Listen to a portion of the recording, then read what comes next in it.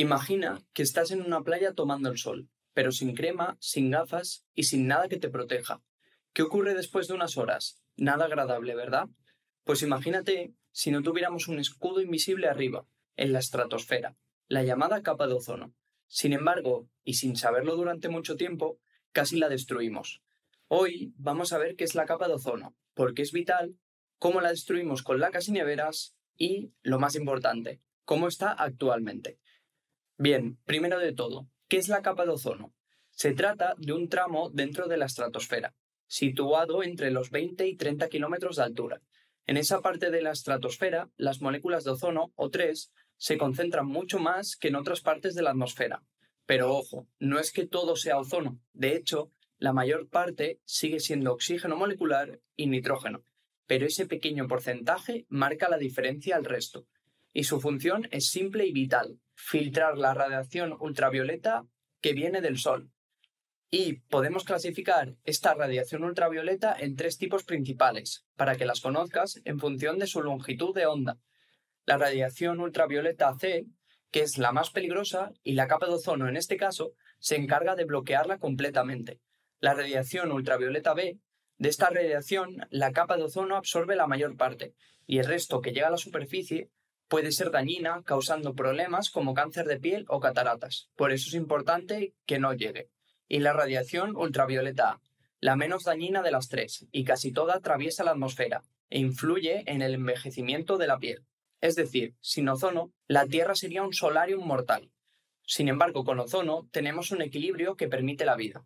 ¿Y qué tiene de especial el ozono para captar esta radiación?, te preguntarás.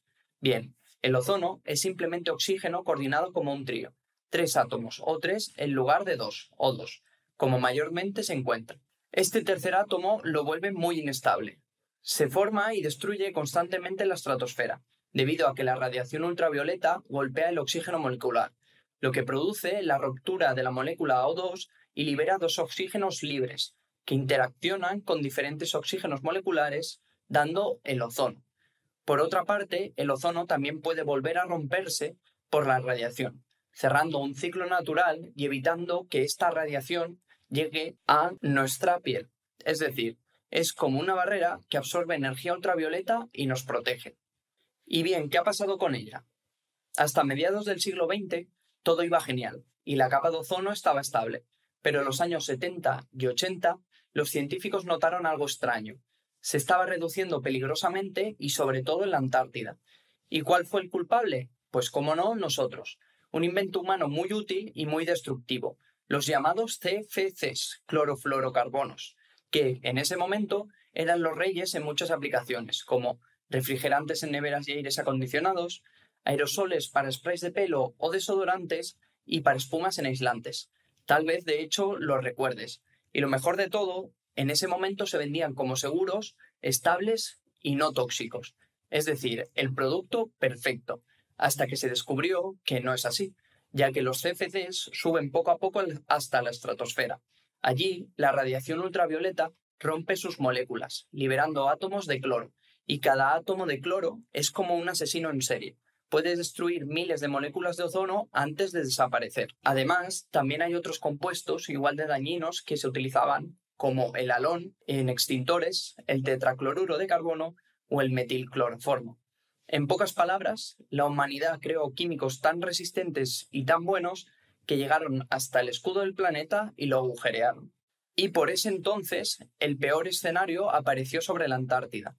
De forma resumida, en los inviernos se forman las nubes polares estratosféricas, que potencian la formación de cloruros y bromuros libres de estos compuestos que, junto a la presencia de luz ultravioleta, catalizan aún más la destrucción de la capa de ozono. Y esto, en su momento, resultó en hasta un 50% menos de ozono en esa región.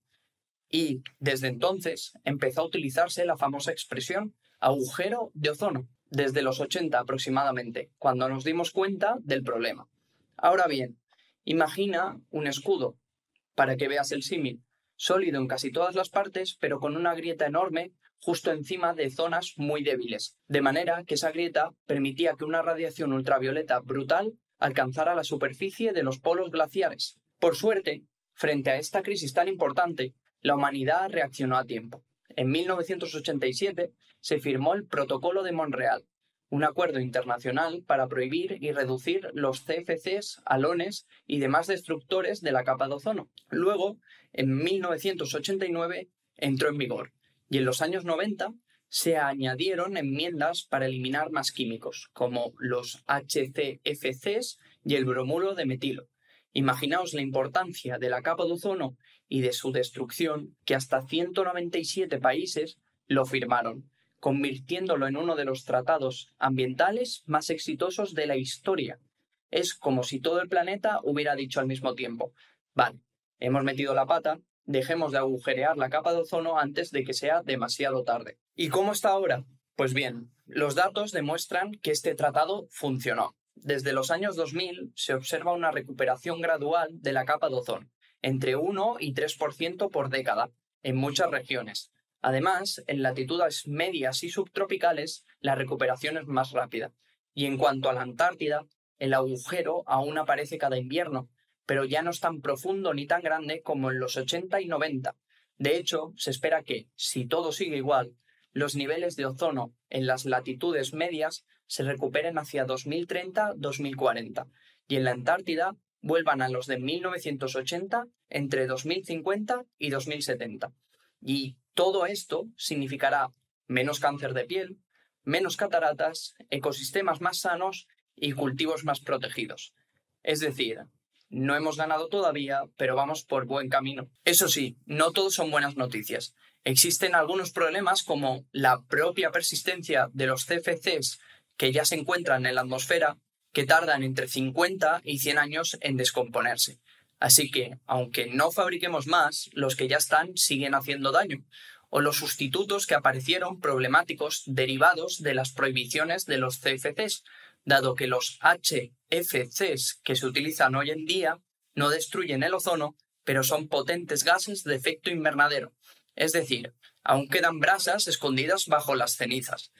Pero, a nivel mundial, se están realizando un seguimiento constante con satélites y globos estratosféricos de la situación, además de la eliminación casi total de los CFCs, halones y las regulaciones para sustituir los HCFCs y controlar las emisiones de los HFCs actuales.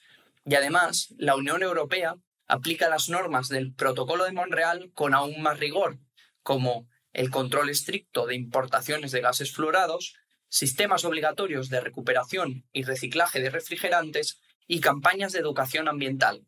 De esta manera, podríamos decir que la capa de ozono es un ejemplo único, un problema global que parecía insoluble y que logramos encaminar gracias a la cooperación internacional. Y esto nos enseña algo valioso. Sí, la humanidad puede cargarse el planeta con cosas tan tontas como un spray de pelo, pero también demuestra que, cuando nos ponemos de acuerdo, podemos arreglarlo. Y con esto ya hemos terminado. Nos vemos en el siguiente vídeo. Un saludo.